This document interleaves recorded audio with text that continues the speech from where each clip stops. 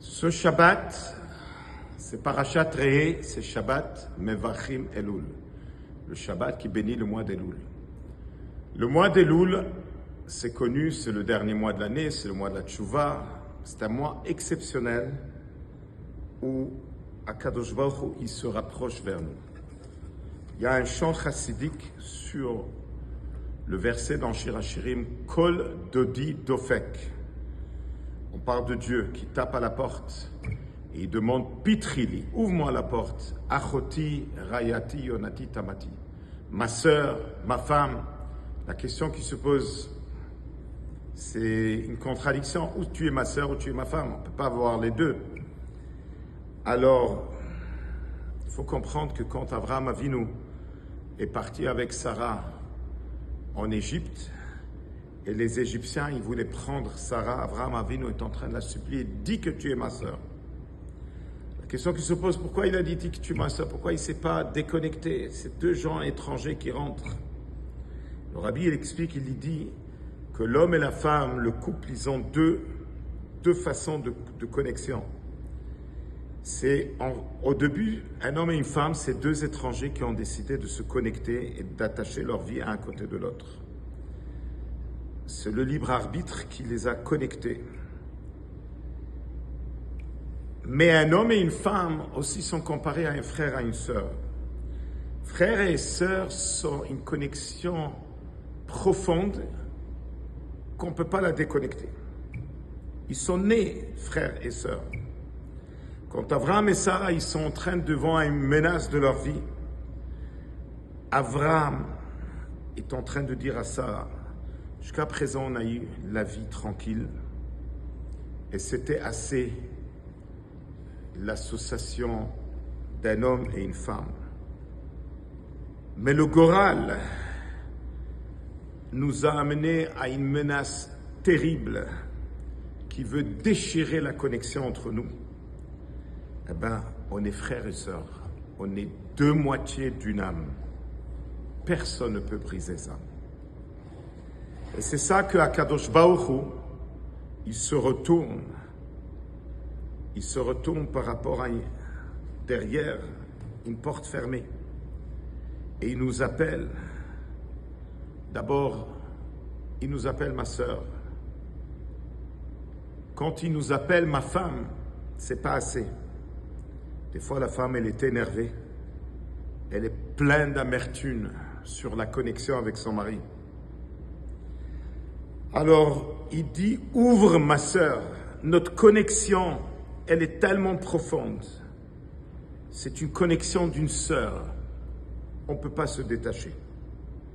Et là, on renouvelle de nouveau la connexion entre un homme et une femme.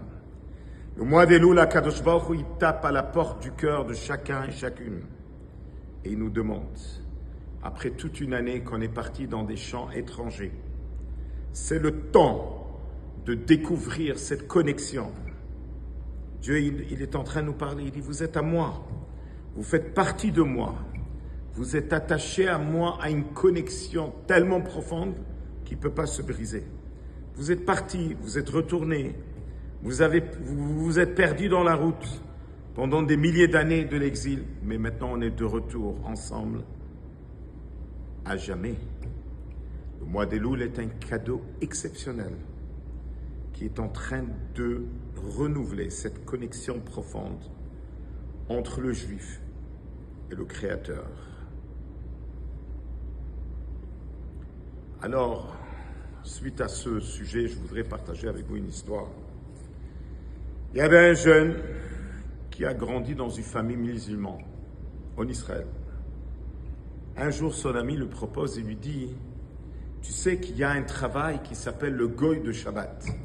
C'est-à-dire, tu viens et les Juifs, ils font Shabbat, ils ont besoin d'allumer la lumière, d'éteindre la lumière, de tellement de choses à faire qu'ils ne peuvent pas faire. Alors viens avec moi à Bnei Brak. Ahmed a accepté la proposition. Tous les semaines, ils voyageaient ensemble à la ville de Bnei Brak. Et ils faisaient tous les travaux qu'un Juif ne peut pas faire Shabbat. Et voilà que Ahmed était invité à une maison qui était juste à côté d'une synagogue, où il a entendu les gens chanter les Chadodi et la voix du Chazan, il a décidé de se mettre dehors et écouter la voix. Il était très ému de la chanson. Après, il est parti à une autre place, c'était aussi encore à côté d'une synagogue. Il avait des larmes, il ne pouvait pas bouger. Shabbat, d'après, il a décidé qu'il va aller à 2 synagogues pour se mettre dehors pour écouter cette chanson. Samedi soir, il rentre à la maison dans ce village arabe. Il dit à ses parents qu'il a décidé de se convertir parce qu'il est attiré vers le judaïsme. Son père était choqué. Il lui a dit, hors de question, tu es musulman dans ton sang, tu n'as aucune permission de changer ta religion à une religion juive.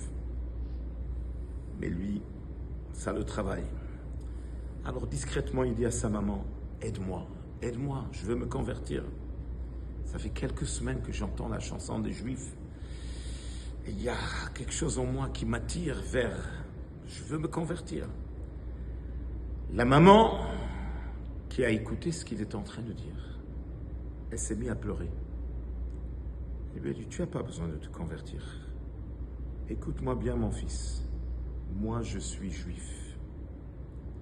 Et j'ai un dossier qui montre que nous, on remonte jusqu'à Rabbi Shlomo El-Kavatz, qui a fait la chanson de l'Echadodi il y a 500 ans. Tu m'as dit que cette chanson, chaque fois que tu écoutes cette chanson, tu es ému.